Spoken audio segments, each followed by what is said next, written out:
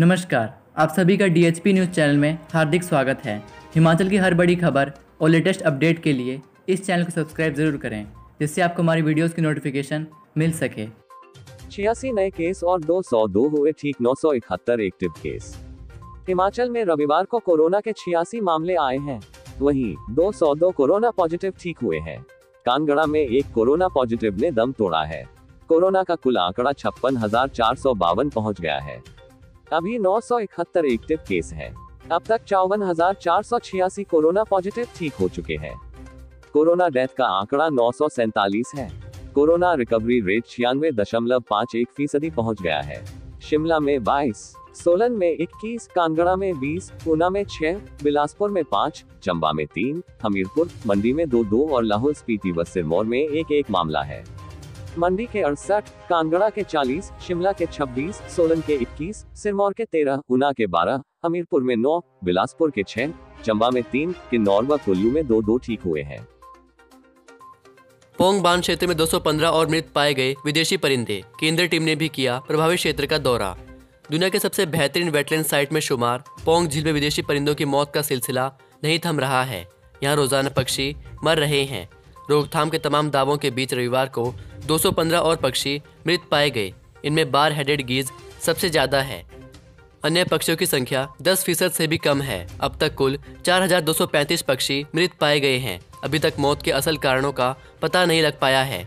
इनमें bird flu virus पाया गया। ये वायरस कहां से आया, इसकी असलियत जानने के लिए स्टडी करवाने पर विचार चल रहा है। शहरी निकायों की 48 से 24 सीटों पर भाजपा का कब्जा। मंडी जिले के 6 शहरी निकायों की 48 सीटों से 24 पर भाजपा ने कब्जा किया है। कांग्रेस के हिस्से में 14 सीटें ही आई हैं, जबकि अन्य की झोली में 10 सीटें गई हैं। नगर परिषद सुंदरनगर में भाजपा ने शानदार प्रदर्शन करते हुए कुर्सी बरकरार रखी है। यहां 13 से 10 सीटों पर भाजपा समर्थित उम्मीदवार विजय रहे हैं। भाजपा की शानदार जीत से स्थानीय विधायक राकेश जम्वाल का कद और ऊंचा हुआ है। कांग्रेस को 3 सीटों से संतोष करना पड़ा है। 5 नगर निकायों में कांग्रेस का कब्जा, भाजपा को झटका। रामपुर नगर परिषद चुनाव में कांग्रेस ने भाजपा को एक बार फिर से झटका दे दिया है। वहीं पूर्व मुख्यमंत्री के गृह क्षेत्र में कांग्रेस पार्टी ने एक बार फिर से जीत का परचम लहराया है। नगर परिषद रामपुर के 9 वार्डों में से 7 कांग्रेस समर्थित, 1 निर्दलीय और 1 पर भाजपा ने जीत हासिल की। मात्र वार्ड नंबर 4 से भाजपा समर्थित स्वाति बंसल ने पार्टी की लाज रखी।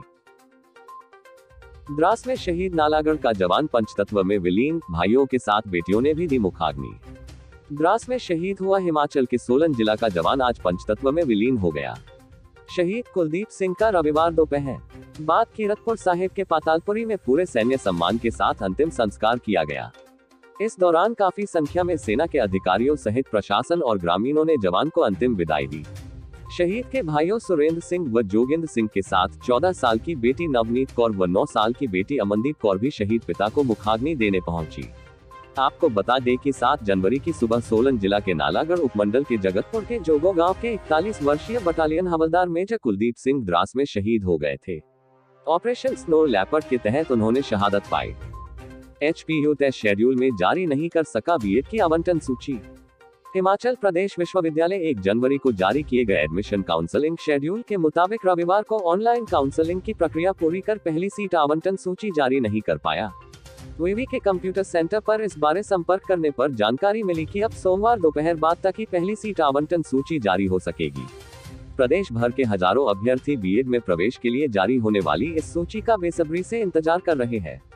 पहले काउंसलिंग शेड्यूल जारी करने और प्रक्रिया शुरू करने में भी देरी हो चुकी है। सतलुज नदी में गिरे आईटीबीपी जवान का 4 महीने बाद मिला शव। हिमाचल का जवान अभी भी लापता। जिला किन्नौर के राष्ट्रीय उच्च मार्ग 5 पर ढांग के पास गत 25 अगस्त को सतलुज नदी में गिरे आईटीबीपी के वाहन में सवार 2 जवान लापता हो गए थे, जिसमें से लगभग 4.5 महीने बाद शनिवार को एक जवान का शव सतलुज नदी से बरामद कर लिया गया है, जबकि एक जवान अभी भी लापता है। हिमाचल प्रदेश के जिला बिलासपुर का एक जवान प्रदीप चंदेल अभी भी लापता है। सुबह 7 बजे करनी थी पोलिंग स्टेशन में रिपोर्टिंग, 10 बजे तक भी नहीं पहुंचा अधिकारी। एसडीएम ने की कार्रवाई। नगर परिषद कांगड़ा के चुनाव को लेकर तैनात किए गए जांच अधिकारी के खिलाफ प्रशासन ने कार्रवाई की है। निर्वाचन अधिकारी एवं उपमंडल अधिकारी कांगड़ा ने कारण बताओ नोटिस जारी कर दिया है। मिली जानकारी के अनुसार नगर परिषद कांगड़ा के सभी 8 वार्ड में होने वाले निकाय चुनाव को लेकर स्वास्थ्य विभाग के एक अधिकारी को जांच अधिकारी के रूप में तैनात किया था, जिनके ऊपर नगर परिषद कांगड़ा के सभी 8 वार्ड में होने वाले चुनाव का जिम्मा था। जांच अधिकारी को सुबह 7 बजे चुनाव को लेकर रिपोर्टिंग करनी थी, लेकिन जांच अधिकारी सुबह 10:30 बजे तक नहीं पहुंचने पर इसकी शिकायत निर्वाचन अधिकारी व उपमंडल अधिकारी से की गई। 100 साल की उम्र में भी बुजुर्गों में युवाओं जैसा जोश। शहरी निकाय चुनाव में मतदान के लिए 100 की उम्र में भी बुजुर्गों ने युवाओं की तरह जोश दिखाया। कई शतकवीर खुद तो कुछ परिजनों का सहारा लेकर मताधिकार का प्रयोग करने पहुंचे। वहीं दिव्यांग, नेत्रहीन और चलने में असमर्थ लोग भी मतदान करने में आगे रहे। शिमला में खिली धूप, मैदानी जिलों में छाया रहा घना कोहरा। राजधानी शिमला सहित प्रदेश के अधिकांश क्षेत्रों में रविवार को मौसम साफ रहा। मैदानी जिलों में सुबह के समय घना कोहरा छाए रहने से लोगों को ठंड का सामना करना पड़ा। कांगड़ा, हमीरपुर, ऊना, सोलन के कई क्षेत्रों में दोपहर बाद ही मौसम साफ हुआ। उधर 16 जनवरी तक पूरे प्रदेश में मौसम साफ बना रहने का पूर्वानुमान है। 1 करोड़ का आलीशान होम स्टे होगा नीलाम। 265 करोड़ के बहुचर्चित छात्रवृत्ति घोटाले में मुख्य आरोपी शिक्षा विभाग के अधीक्षक रहे अरविंद राष्ट्रा का होम स्टे अब नीलाम होगा। सीबीआई को जांच में पता चला है कि राष्ट्रा ने 1 करोड़ रुपए से 10 कमरों का यह आलीशान होम स्टे तैयार किया है। इसमें घोटाले की राशि खर्च करने की आशंका है। सीबीआई ने प्रवर्तन निदेशालय को होम स्टे के दस्तावेज सौंपकर नीलामी की सिफारिश की है। यह होम स्टे आरोपी के भाई और ससुर के नाम है, लेकिन जांच में पता चला है कि पूरा खर्च राष्ट्रा ने किया है। हिमाचल में इस दिन से खुल सकते हैं स्कूल। 10वीं 12वीं के विद्यार्थियों की लगेंगी नियमित कक्षाएं। हिमाचल में 27 जनवरी से 10वीं और 12वीं बोर्ड कक्षाओं के विद्यार्थियों के लिए स्कूल खुल सकते हैं। प्रदेश में दोबारा स्कूलों की खोलने की शुरुआत ग्रीष्मकालीन पाठशालाओं से की जाएगी। उच्च शिक्षा निदेशालय ने प्रस्ताव बनाकर राज्य मंत्रिमंडल की मंजूरी के लिए भेजने की तैयारी कर ली है। शीतकालीन जिलों के स्कूलों को फरवरी के पहले सप्ताह में मौसम की स्थिति को देखकर खोलने का फैसला लिया जाएगा। अधिकारियों का कहना है कि 21 जनवरी तक पंचायत चुनाव में शिक्षक व्यस्त रहेंगे। चुनाव प्रक्रिया पूरी होने के बाद स्कूलों को सैनिटाइज किया जाएगा। 25 और 26 जनवरी को सरकारी छुट्टी है। ऐसे में 27 जनवरी से ग्रीष्मकालीन जिलों में बोर्ड कक्षाओं की पढ़ाई शुरू करवाई जा सकती है। भानुपल्ली बैरी रेल लाइन को 28 करोड़ 63 लाख जारी। भानुपल्ली बिलासपुर बैरी रेल लाइन के लिए प्रदेश सरकार ने 28 करोड़ 63 लाख रुपए की धनराशि जारी की है। कोविड के कारण इस साल सरकार अपने हिस्से का पैसा जारी नहीं कर सकी थी, लेकिन अब हालात सुधरने के बाद सरकार ने पैसा भी जारी कर दिया है। इस राशि से जमीन अधिग्रहण का काम आगे बढ़ाया जाएगा। बर्ड फ्लू के चलते कम हो गया मीट का कारोबार। मांस खाने से भी डर रहे लोग। बर्ड फ्लू का असर मीट विक्रेताओं के व्यवसाय पर भी पड़ा है। दुकानदारों का कहना है कि इनका व्यवसाय 20% तक सिमट गया है। दुकानदारों का कहना है कि जहां रोज 50 ग्राहक आते थे, लेकिन अब 10 ग्राहक की दुकान पर मीट खरीदने आते हैं। उन्होंने कहा कि लोगों में बर्ड फ्लू का डर फैल गया है, जिसके कारण बिक्री भी कम हो रही है। दुकानदारों ने डीसी सोलन से मांग की है कि जल्द ही इस मामले में उचित कार्रवाई की जाए, ताकि लोगों में जो इसका डर फैल रहा है उस पर विराम लगे। कुल्लू में 1 किलो से ज्यादा चरस के साथ एक धरा। ऊना में युवक से पकड़ी अफीम। हिमाचल में नशे का कारोबार लगातार बढ़ रहा है। इसी कड़ी में पुलिस ने रविवार को कुल्लू और ऊना में चरस और अफीम की एक बड़ी खेप पकड़ने में सफलता हासिल की है।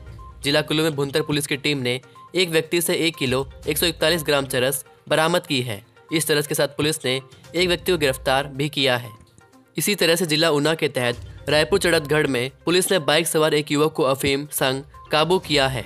पुलिस ने युवक से 61.76 अफीम बरामद की है।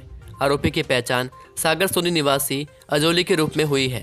पुलिस ने युवक के खिलाफ मामला दर्ज कर जांच शुरू कर दी है। पूर्व सीएम शांता कुमार ने जीती कोरोना से जंग, परिवार सहित लौटे घर। हिमाचल प्रदेश के पूर्व सीएम शांता कुमार कोरोना को मात देकर घर लौट आए हैं। वे पिछले कुछ दिनों से फोर्टिस अस्पताल मोहाली में भर्ती थे। उनकी कोरोना रिपोर्ट शनिवार देर शाम नेगेटिव आई, जिसके बाद उन्हें अस्पताल से डिस्चार्ज कर लिया है। उनके साथ बेटा व बहू भी है। घर रवाना होने से पहले उन्होंने अस्पताल के चिकित्सकों व स्टाफ का धन्यवाद किया।